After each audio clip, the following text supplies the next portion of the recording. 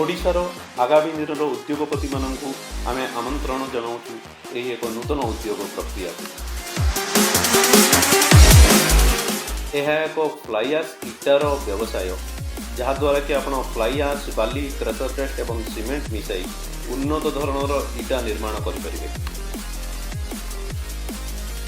उन्नत धरणर German technology होता जो एठारे सीमेंटर परिमाण बहुत कम लगे, पाखापाखि 5% एवं श्रमिक मानकर आवश्यकता अपेक्षाकृत भाव में कम पड़ी था। बाली बा क्रशर टेस्ट सीमेंट एवं फ्लाई आश एक अनुपात में मिसागला ताकू मशीन को बेल्ट द्वारा पठा जाए।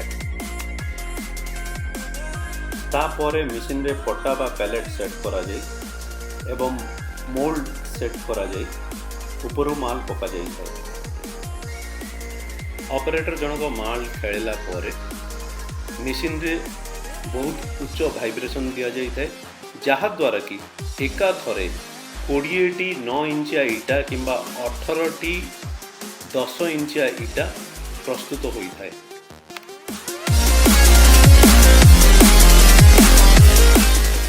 जेकोसी इटा प्रस्तुत हला परे ताकू छुईबा अनुचित, तेणुकरी एक ऑटोमेटिक स्टैकर जरिया रे याहाकू थाक मरा जाई थाए जहाद्वारा कि इटा को सही दिन कौनसी कर्मचारी किंबा श्रमिक छुईबा को पड़ी न थाए।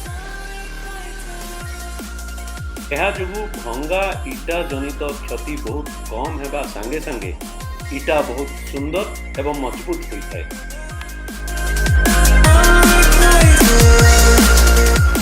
ओडिशार भुवनेश्वर स्थित डंग्यू ग्रुप्र खोर्धा बाजपुर फैक्ट्री रे उन्नत ज्ञान कौशल जर्मन टेक्नोलोजी निर्मित यह मेसीन व्यवहार जो आपण खूब कम खर्च रे शक्त सुंदर एवं मजबूत इटा निर्माण करें।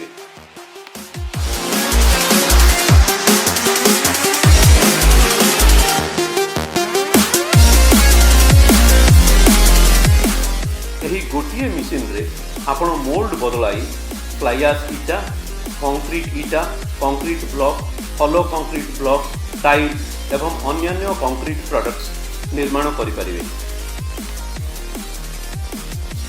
तेबे आसंतु आपण निजे एक बिजनेसमैन हेबा संगे संगे अन्य मानू रोजगार सुजोग मध्य दियंतु।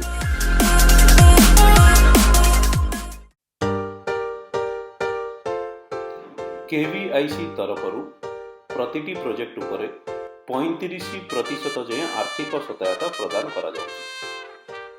केवीआईसी सब्सिडी पई संपूर्ण प्रोजेक्ट रिपोर्ट आम ऑफिस रु संग्रह करि नियंतु।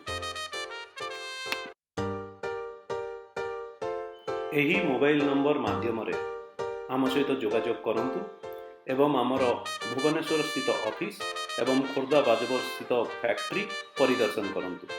जय हिंद।